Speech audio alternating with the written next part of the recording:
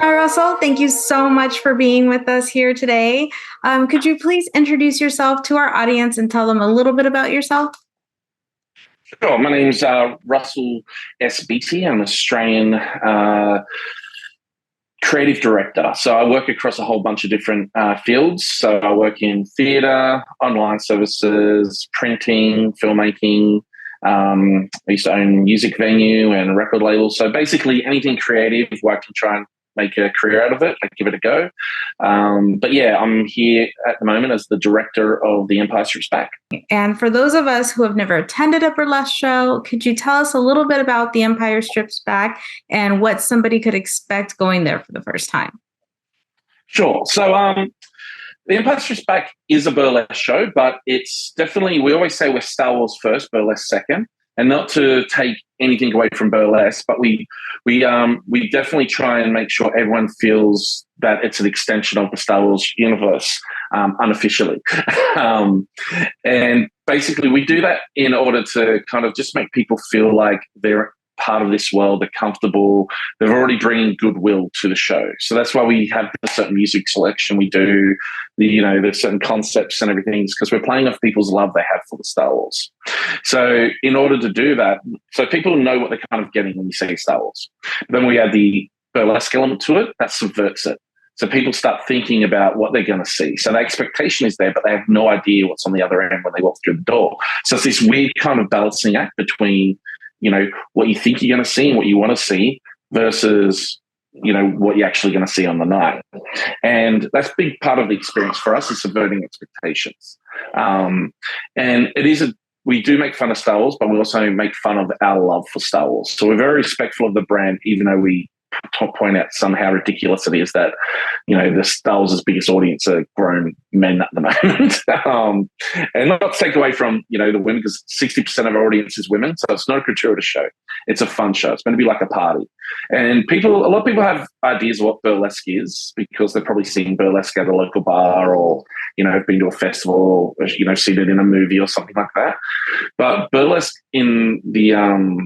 for us, it's kind of like a kind of symbiote art form for us. So you can combine it with theatre, you can combine it with rock shows, you can combine it with comedy, and then you can live in the vintage world with like rockabilly and Art Deco and things like that, but can be also very contemporary with like Suicide Girls and punk rock and whatnot. So we also use this as an example to show that to people that burlesque is not just probably what you've seen in the past. And we couple a lot of slack because a lot of people don't actually see a touring burlesque show. And when you make a touring burlesque show, you have to appeal to so many different markets, So we try and create something what's a little bit more commercial, a little bit more accessible for the larger public because it is Star Wars and Star Wars is owned by everybody. So we try and make sure everyone feels like they belong there. No matter, so we're not a political show. We're not nothing like that. It's just meant to be fun for 2 hours and just let you forget about everything else that's happening out in the outside world, which is what Star Wars originally did. Before all the fandom and the toxic argument online, it was just people enjoying watching a movie. How exciting. It sounds like a really great time. As the creator of this event, how did this all come to be? Like, what made you take on the decision that you had to do something like this? Well, it's funny because at the time I was about 28, 29 when I came up with the idea. And by no means, we never take credit being the first people who did it in the world.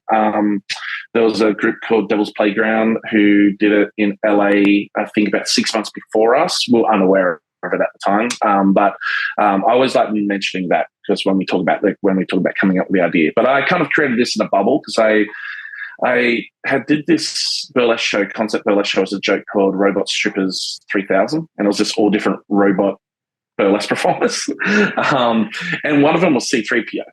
We did a female C-3PO. And that kind of I did that in like 2008. And then for the next few years, I just had the idea in my head, like it'd be fun to do, something like that. And we decided we were going to do like an old school Playboy, but based on Star Wars. And we ended up making that. It's called Wookiee Erotica. But when we were doing that, we're like, well, we're making these costumes. Maybe we just do a show. And at the time, we were doing these very serious burlesque shows because I'd been part of the scene for about 10 years. And at that point, I wanted to kind of make burlesque more of an industry and make it a bit more professional. So we had these very serious, cool art burlesque shows we were doing, and the whole point would be we do these for a season, and then we'll do like a one-off one-night joke show in between, just to kind of keep it fun for everybody. And our first joke show we did was Star Wars Burlesque, and for us, it was a no-brainer. It was like, I'm a massive Star Wars fan, and I've been doing burlesque for 10 years at that point as a director. And to me, it just seemed, man, let's just do it. And my business partner, I still make fun of him to this day because I said, maybe we should do 3 nights. And he said, do you think it's going to be good enough to go for 3 nights? And this, by all means, this is a 100-seat theatre as well, a little small music venue, which, we owned. And we just had to keep putting stuff in to keep the business operating. So I said, yeah, it'll be fine. We'll put it for 3 nights. Those 3 nights sold out like that. Wow. And all those costumes were meant to be disposable. I made them out of like plumbing supplies, like piping and, old toys and things like that. I think the first lightsaber was a hose handle, what I painted and whatnot. So we didn't have a lot of money, so it was just, you have to get creative. And if you go back to our first run, you look at photos, once I point out, you'll never see the costumes in the same way again because they're just made from things we found around the house.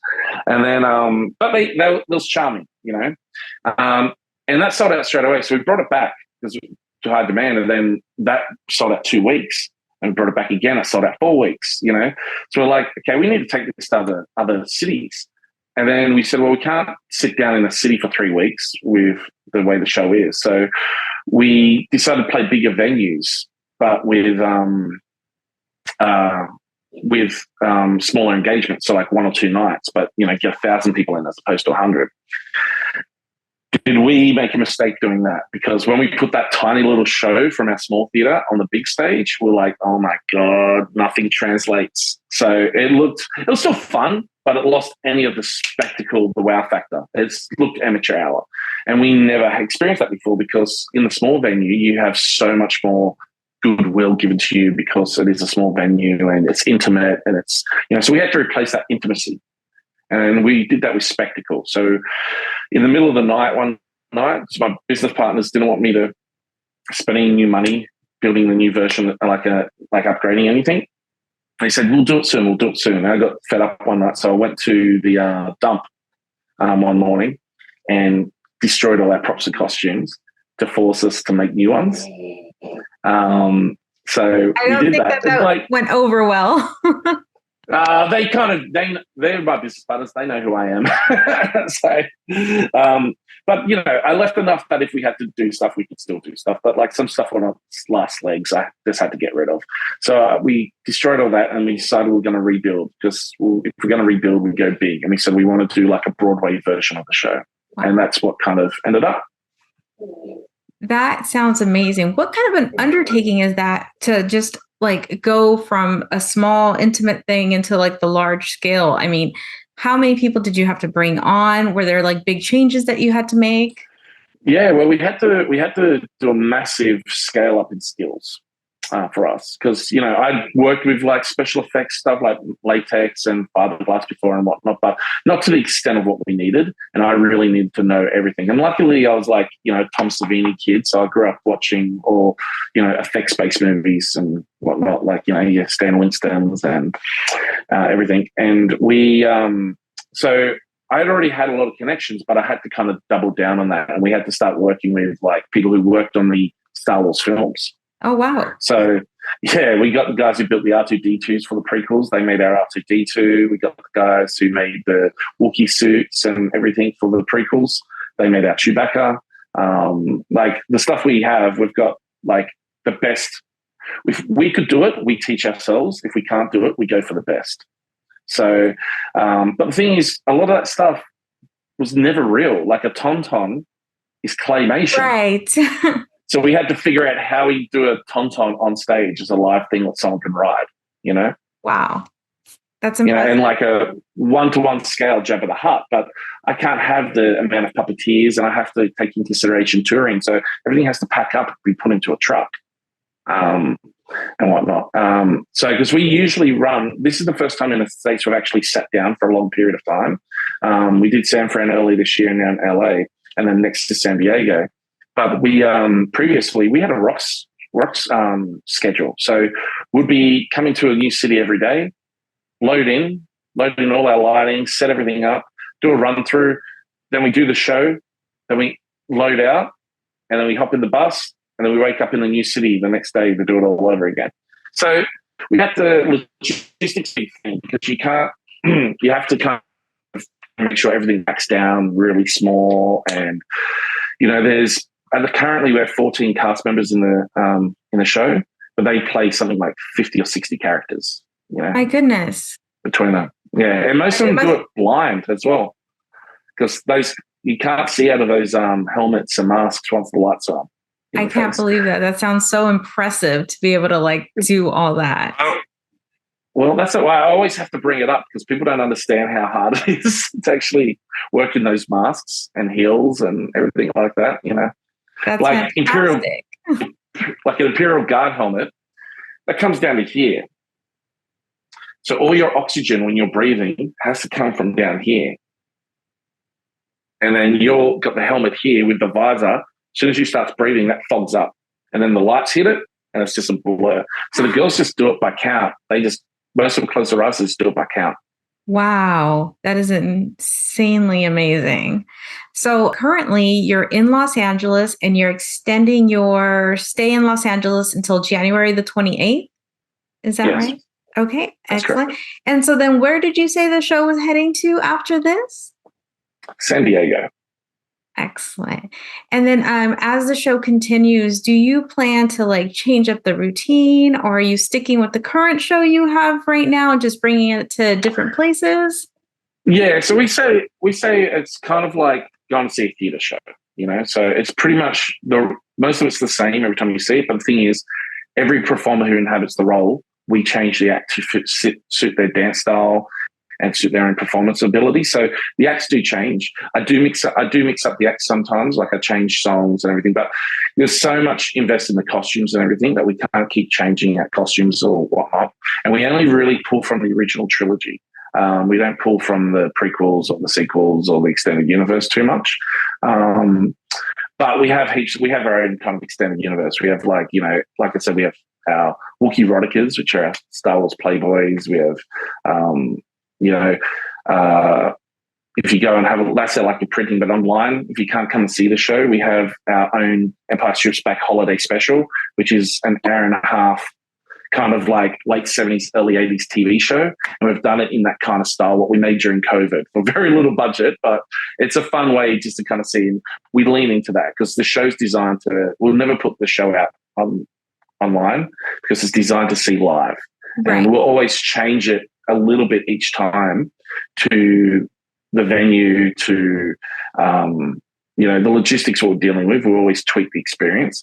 But the thing is, it's meant to be more than just what's on stage. It's like getting excited to come there, seeing the merch, seeing other people's excitement. We have stuff what we play pre-show entertainment and intermission, and the whole thing is just meant to have.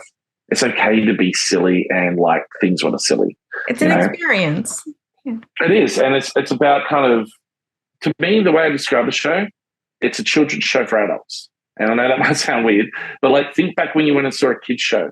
It wasn't about the story so much. It wasn't about. It was about singing along to songs, getting excited with the host, seeing a new character come out from behind the curtain, going, it's behind you, that kind of silly fun where you're just locked into that moment. People forget that. They're all connected to their phones these days. They're all multitasking. They're all got a million things going through their heads. To actually just wipe people's heads, get them engaged in the moment, is a very big thing for us. That's what we try to focus on because you're paying to be distracted from the rest of the world. That's why I say it, and be transported and have fun and have that innocence of watching Star Wars when you're a kid and taking everything that was cool about being a kid, but taking everything that's cool about being an adult and combining it together. But yeah, anytime I feel like the show needs a little bit of for example, San Diego, we had a small cast. So the Stormtroopers, you only got 6 there, and here you get 8. You get 5 Tusken Raiders. You get, there's so many more people, so we can scale it up and scale it down. So yeah, it just depends which version you're watching, but every show is meant to feel a little bit different. Even though the core of it's the same, it's still meant to feel different. You have a different experience every time you come. Well, that's excellent. It sounds exciting. I cannot wait to check it out. Before we wrap up, is there anything else you want to tell our audience about your show? No, the best thing is, even if you've seen Star Wars, if you haven't, doesn't matter. You'll still enjoy it. Obviously, if you've seen Star Wars, you're going to get a lot more out of it. Bring your partner or bring a group of friends. That's like our main demographic, like groups of friends coming, and it's a great date night. It's a chance to dress up and have fun and whatnot. And if you ever want to, if you can't make it to one of our shows, check out our YouTube. There's a whole bunch of videos on there what you can check out. If you're into what else we do, I have another company called Giant Panda King, which she's a publishing company and does all merchandise and whatnot. But we do all our high concept kind of books through there. And then we also have a film company where I've got a feature film coming out later this year called Ugly Carter. And so we just like keeping busy doing fun stuff. Well, it sounds exciting. I can't wait to check all of that out. Thank you so much, Russell, for taking the time to speak with us today. I really appreciate it. No problem. Thank you for having me.